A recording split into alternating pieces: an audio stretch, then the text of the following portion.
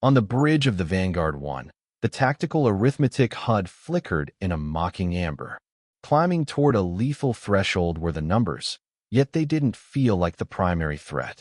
No, it was the air, which smelled of crushed clover and spring rain. Filtering through the vents came that fragrance file, coded for planetary descent rather than dying in the obsidian rim. Deep within the hegemony spire, the climate remained sterile. Archon Vol loomed over the dais, his rigid, chitinous shoulders casting long shadows. With a heavy, ritualistic motion, he pressed a scented seal onto the digital scroll. Class 0. That formal decree of contamination authorized the total quarantine of Terra Nova. The hegemony thought they could quarantine a spirit. They were wrong. Stay close. The broadcast is about to begin. Like poisonous flowers on her sensors bloomed the interceptors. 3 hegemony vessels, sleek and predatory, closed the distance. Vane didn't reach for the weapons toggle. Instead, for her collar she reached. She straightened the lapels of her formal jacket, smoothing the fabric until not a single wrinkle remained. A quiet gesture it was, absurdly out of place as the hull groaned. Elias Thorne gathered his credentials folder. Not a word of protest escaped his lips as the guards stepped forward to escort him out. To the Valos observers, whose ears twitched in rhythms of confusion, Thorne's silence was its own weapon. They expected a plea. What they got was a man who looked like he was merely stepping out for a walk. Shields at 80%, Dr. Sarah Kalin called, her hands dancing over the Project Keystone interface. Beneath the obsidian rim, 340 warships waited for a single heartbeat to decloak. Sarah's voice didn't tremble. It sounded almost bored, as if she were reading a grocery list rather than managing a fleet that could set the galaxy on fire. Archon Vol watched the diplomat depart, his scent glands pulsing with musk. To the hegemony, humans were a biological error, a species whose sole symphony was infectious noise. Thorne's pitying look remained a mystery to them. Only the Valos, standing in clusters, felt the weight of the coming storm. 2 of them leaned together, foreheads touching in their silent, tactile communication. Release the specifications, Vane ordered. Her voice was a low hum against the mounting roar of the engines. In the obsidian rim, the 48-hour readiness protocols shifted into the final phase. Every hegemony station suddenly received a burst of tactical arithmetic. No attack was this. A simultaneous delivery of data it was, blueprints, coordinates, and the exact tonnage of a fleet the galaxy didn't know existed. Chaos erupted in the spire. Across the displays flashed the red-hot signatures of Project Keystone. Archon Vol's rigid posture shattered. He leaned over the terminal, his claws clicking against glass as he tried to process the deception. 11 years. They had been building in the shadows of the rim for 11 years while smiling at the council. No longer silent was the spire.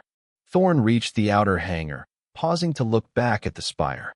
Toward him scuttled a junior Valos clerk, ears vibrating in a terrified hum. How? The clerk wheezed, his translator struggling. How could you hide so much while we washed your every credit? Thorne offered a small, tired smile. We're human, he said softly. Most of that work was done on the weekends. The energy strike, Vane felt through the soles of her boots. It was a dull, vibrating thud that rattled the ceramic mug on her console. On her HUD, the tactical arithmetic screamed. Shield integrity had dipped to 14%. One more hit would peel the Vanguard 1 open like a tin of rations. High above the hangar, Elias Thorne leaned against the cold railing of the observation deck. The junior Valos clerk stood beside him, ears pressed flat against its head in a gesture of absolute terror. On the massive strategic display, 340 human signatures flared in the obsidian rim. You decloaked your entire hidden fleet, the clerk whispered, his voice cracking. Why show us your weapons if you refuse to fire them? Because Project Keystone isn't a fleet, Thorne said, his eyes fixed on the distant flare of the intercepts. It's a balance sheet. Back on the bridge, the smell of clover was being replaced by the ozone tang of overheated relays.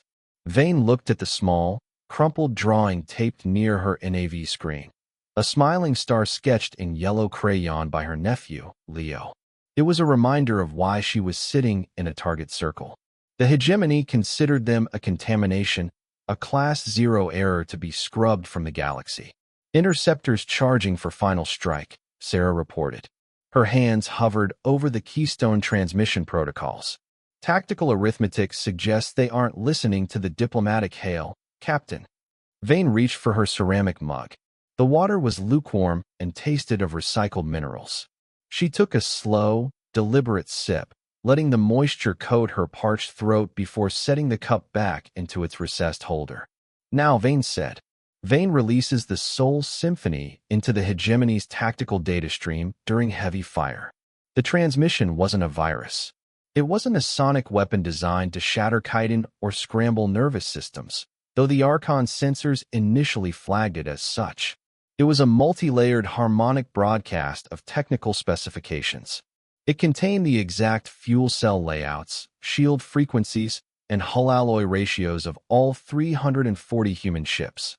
In the spire, Archon Vol watched the data pour in.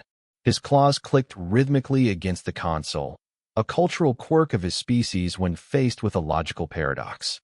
The humans weren't attacking. They were giving away their military secrets. They were proving, through raw mathematics, that a war would cost the hegemony more credits than the entire Terra Nova system was worth.